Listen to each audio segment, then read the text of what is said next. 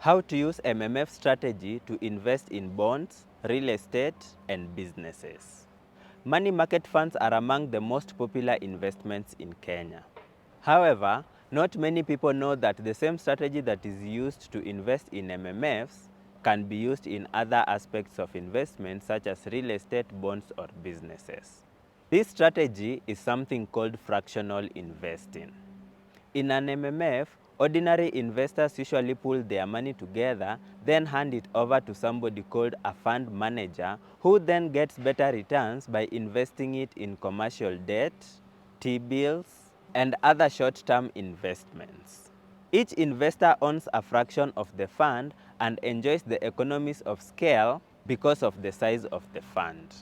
There are many other investments using fractional investing.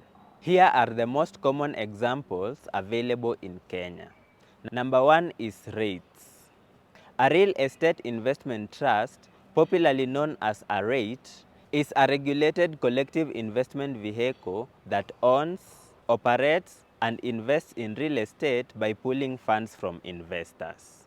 Here, you will find the income REITs, commonly known as I-REITs, which invest in income-generating properties such as apartments, student hostels, hotels, and shopping malls.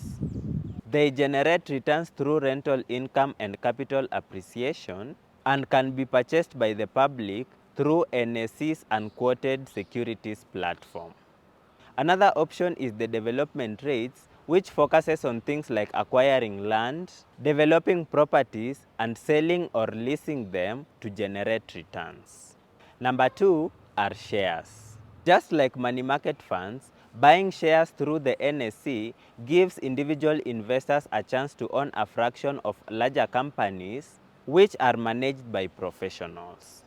While you are not involved in the day-to-day running of the company, you are still entitled to profits through dividend payments and can still benefit through capital appreciation.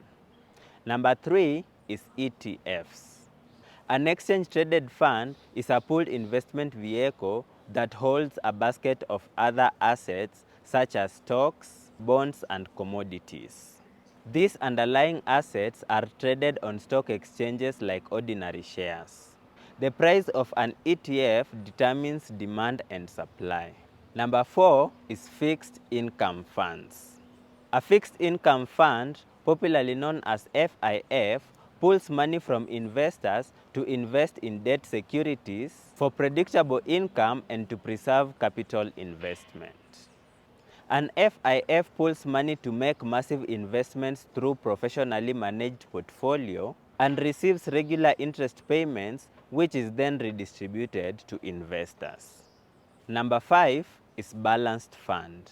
This is a type of mutual fund that pulls funds from investors to invest in equities and fixed income securities to offer a balance between risk and return. This is usually ideal for investors who are unsure of whether to invest in shares or to go for bonds which have a lower risk. Lastly is special funds. Special fund pulls money from investors to invest in non-traditional high-yield assets such as equities, commodities, metals like gold, and derivatives, among others. This flexibility gives special funds the ability to target higher returns, but they also carry higher risks compared to MMFs. For more investment tips like this, we have a partnership with Lua. Lua is a free AI assistant on WhatsApp that can help you schedule meetings, analyze your investment, and even plan your budgeting. You can also use Lua to apply for a business loan. If interested, visit money254.co.ke or use the link in our bio.